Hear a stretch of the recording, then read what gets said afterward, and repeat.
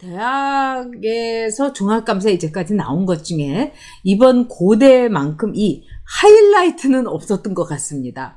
이 종합감사가 언론에 보도된 게 거의 한 달 전 이 정도에 보도됐는데, 그때 고대 동문들이 너무 창피하다고 한 거예요. 왜냐?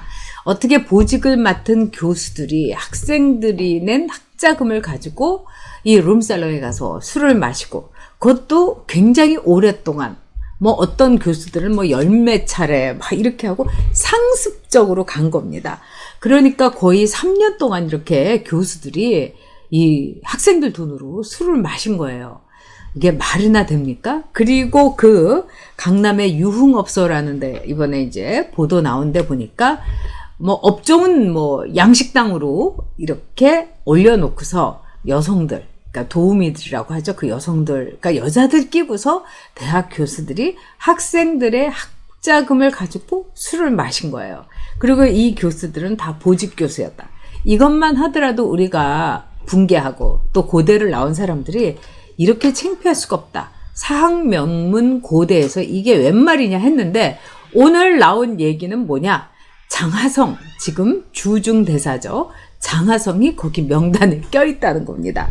그래서 오늘요, 주중대사관에 뭐 전화가 빗발쳤다는 거예요. 일단은 주중대사관에 이 교포들이 또 전화를 했고, 장하성이 지금 입장을 밝혀라 이러고, 고대에서는 장하성이 고대에서 정년퇴직을 했기 때문에 이번에 징계도 면했다고 하는데, 이거는 말이 안 되지 않느냐. 뭐 명예교수라든가 모든 이거를 그야말로 없애야 되지 않겠냐. 이거 다 털어버려야 되지 않겠냐.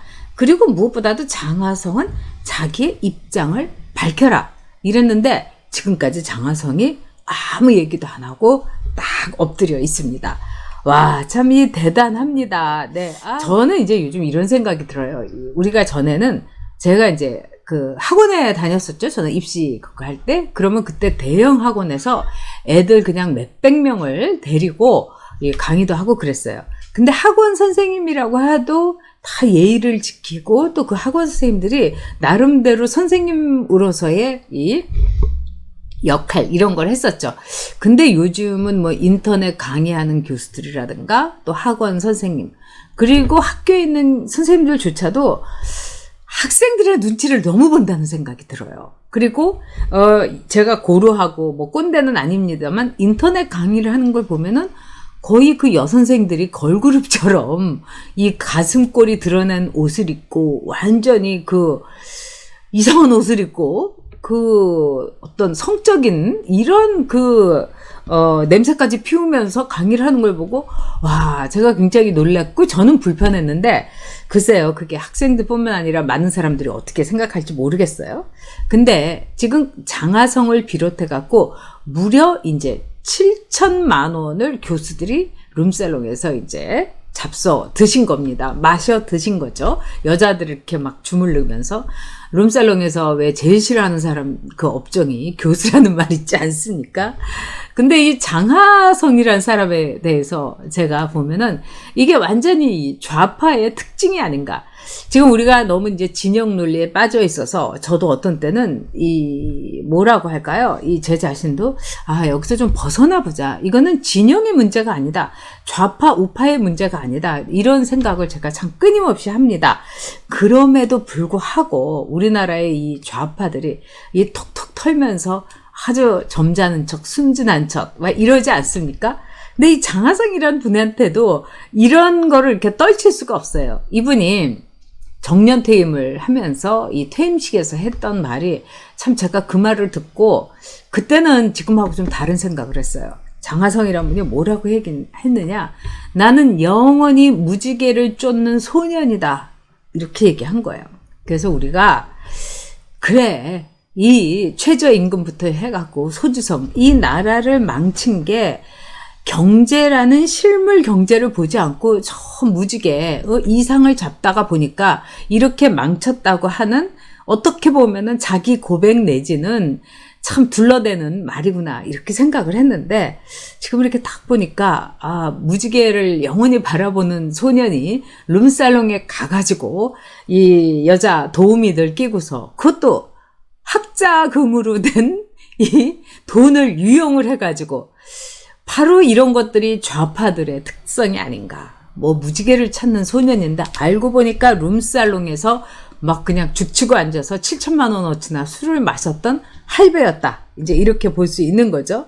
더구나 이제 이거는 이제 법인카드를 유용을 했고요.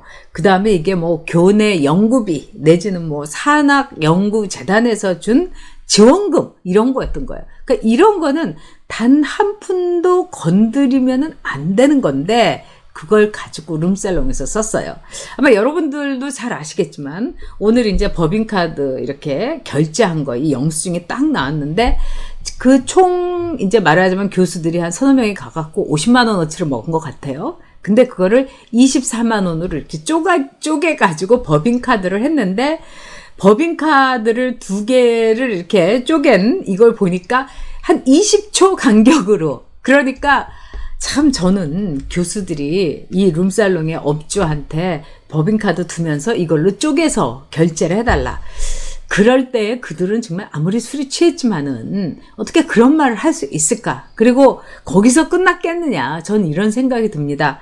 자, 대한민국에서 룸살롱이 과연 어떤 데인지 아마 여러분들은 다 알고 계실 거예요. 저는 뭐 룸살롱에도 가봤는데 룸살롱에 있는 여성들이 제일 싫어하는 게 여자 데리고 오는 분들이에요.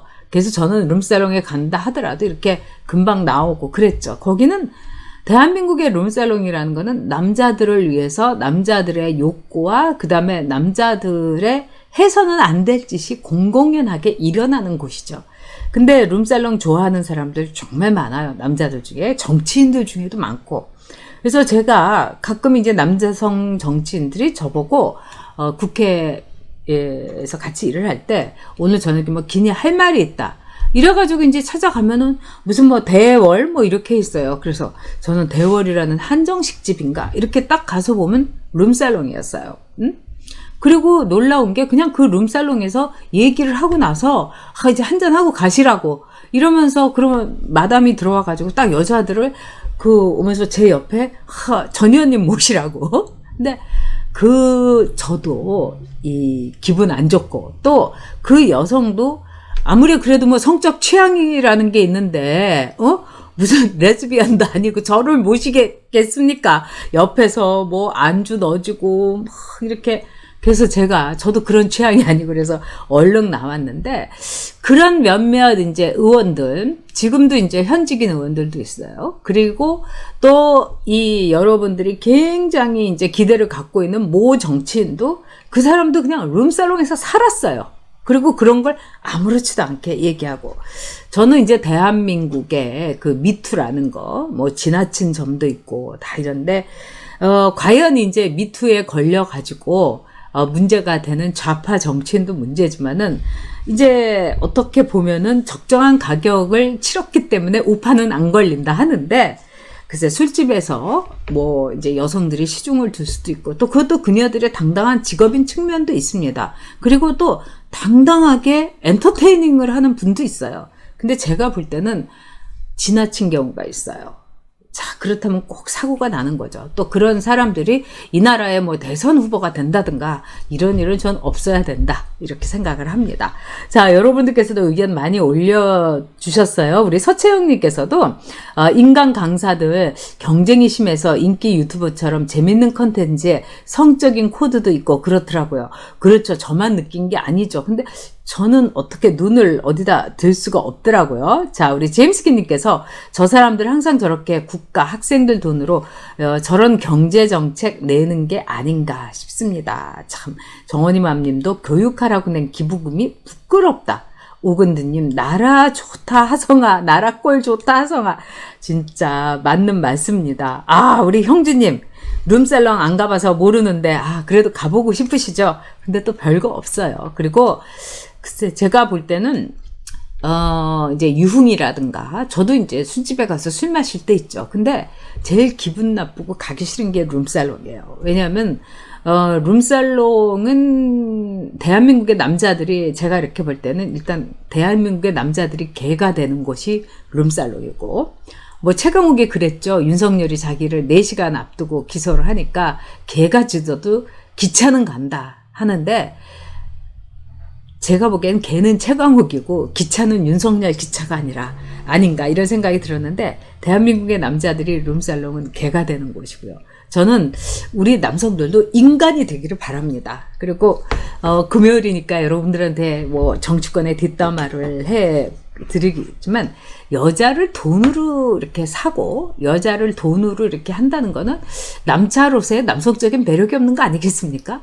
그렇다고 해가지고요 꼭 잘생기고 아이돌 같아야지 여자들이 좋아하는 게 아니에요.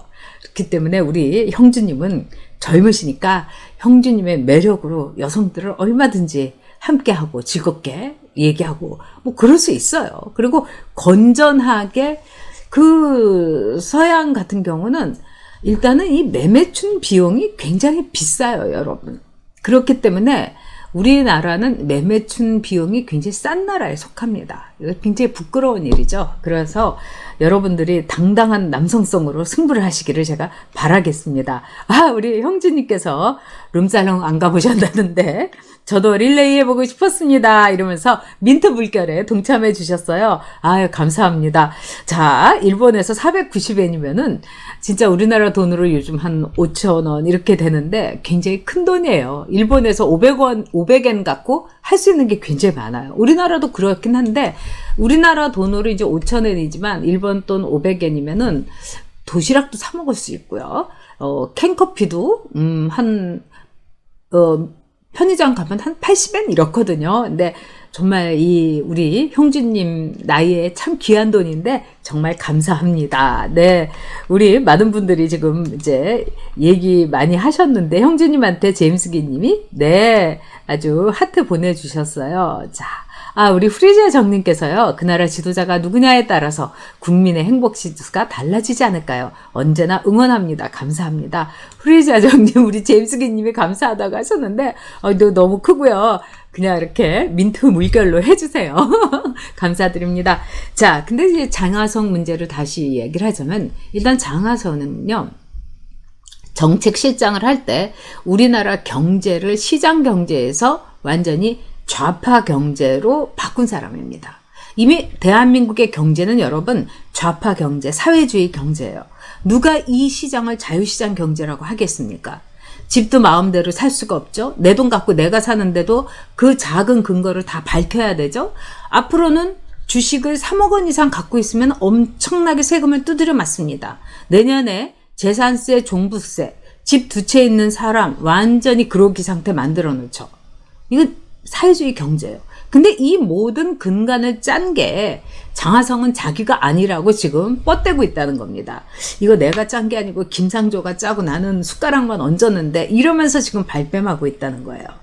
자, 장하성은요, 그동안에 이 소액주주 운동이라는 걸 했어요. 그래서 뭐 삼성이니 뭐 이런데 소액주주 운동을 해갖고 주주들로서 말하자면 목소리를 내자 이런 운동을 했는데 어떻게 보면은 참 참신하죠. 그러니까 저는요, 이 미국 문제도 그렇습니다. 지금 미국에 트럼프하고 이 바이든이 있어요. 이 두 사람의 문제가 아니라 공화당은 강력한 나라를 원합니다. 그래서 공화당은 큰 나라, 그리고 아버지 같은 나라. 그래서 이 돈을 많이 벌고, 그 다음에 법인세를 내리고, 그 다음에 세금은 되도록 안 내고, 이래서 미국을 경제적으로 부강하게 만들자. 이게 이제 공화당의 이념이고, 이 민주당은 나눔이에요. 평등. 그러니까 자유와 평등의 차이인데, 자, 지금 보면요. 제가 이제 미국에 가면 우리나라하고 똑같이 젊은 친구들은 민주당을 막 지원을 해요. 그래서 오바마일 때도 이른바 오바마 어카이브라고 했고, 오바마를 다 지원하고 자기 돈 막 모아가지고 오바마 막 운동하고 젊은 친구들이에요. 그 젊은 친구들을 이렇게 보면은 얼굴이 참 때깔이 좋아요, 여러분. 미국은 세계에서 장수하는 나라예요. 너무나 풍요로우니까. 물론 그 계층 간의 차이는 있지만 중산층이 매우 두텁고 또 부자 나라예요, 미국은요. 근데 저는 그 젊은이들한테 얘기하고 싶어요. 지금 네가 누리는 대학 교육과 네가 누리는 모든 이 혜택은 공화당의 정책과 공화당의 가치 아래서 미국이 움직였기 때문에, 즉 보수의 가치 아래서 미국이 움직였기 때문에 그러는데 너는 왜 민주당을 왜 지지를 하느냐. 정말 그렇게 제가 묻고 싶었어요. 근데 이제 그런 친구들이 하고 또 제가 말싸움 할 수가 없어가지고 그랬는데, 그 친구들을 보면서 제가 또 하나 느낀 거는, 새로운 오바마라는 새로운 인물이 나타나니까 오바마에 대해서 잘 모르면서 오바마를 열광적으로 지지운동을 하더라고요. 그걸 보면서 어느 나라나 참 마찬가지다 이런 생각을 했는데, 이 장하성이 누리는 소액주주 운동을 했지만 결국은 대한민국이 대기업 중심으로 왔기 때문에 대만이라든가 싱가포르라든가 뭐 그때 떴던 말레이시아라든가 이런 나라들을 다 젖히고 우리가 OECD 10위의 국가가 된 겁니다. 근데 이 장하성이라는 사람이 소액주주 운동을 하면서 여러분들한테 제가 꼭 말씀드리고 싶은 게 하나 있어요. 소액주주들이 돈을 많이 벌었을까요? 그렇지 않죠. 결국 소액주주 운동을 하면서 삼성의 주식을 갖고 그러면서 떼돈을 번 사람은 장하성이었어요. 장하성은 삼성전자의 주식을 소액으로 몇 주만 갖고 2, 3주 갖고 있지 않고 그거를 몇천 주를 갖고 있었습니다. 거기다가 장하성 동생들 너무너무 많이 가지고 있었던 거죠. 결국은 이 사람들은 무지개를 쫓는 소년이다. 우리는 무지개를 쫓는 소녀다. 뭐 오지의 마법사 같은 허튼 소리 하고, 그 다음에 그 장하진 장관이라고 장하성의 그 동생인 그 아줌마는 조용필 콘서트에 와가지고 막 그냥 형광봉 휘두르면서 일은 제대로 못하고 또 돈은 그렇게 많고, 그러니까 무지개를 쫓는다고 한 사람들이 결국 쫓았던 건 뭘까요, 여러분? 돈이었던 거죠. 돈과 권력이었던 겁니다.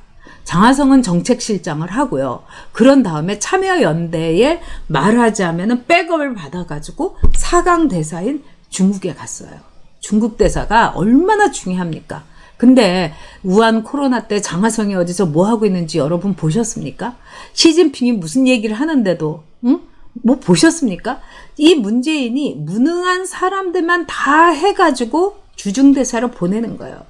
자, 나라 경제 말아먹고 외교 말아먹고 이제는 그것도 모자라갖고 고려대 학생들의 진짜 코 묻은 돈까지 그걸 갖고 룸살롱에서 처 말아 드시는, 폭탄주로 말아 드신 사람이 바로 장하성, 바로 이 좌파들의 아주 적나라한 얼굴인 겁니다. 제가 볼 때는 이제 우파들이 정말 깨끗하고 청렴하고 그 다음에 열심히 일하는 대가, 이거를 강조하면은 저는 우파들이 저들의 지저분한 도덕성에 얼마든지 이제 대응할 수 있다 이렇게 생각합니다. 그동안 우파들은 해먹은 사람, 뭐 지저분하게 돈 권력 밝히는 사람인데, 지금 문재인 정권에서 보세요. 라임에다가 옵티머스, 오늘 라임하고 옵티머스 나온 걸 보니까 기도 안 찹니다, 여러분.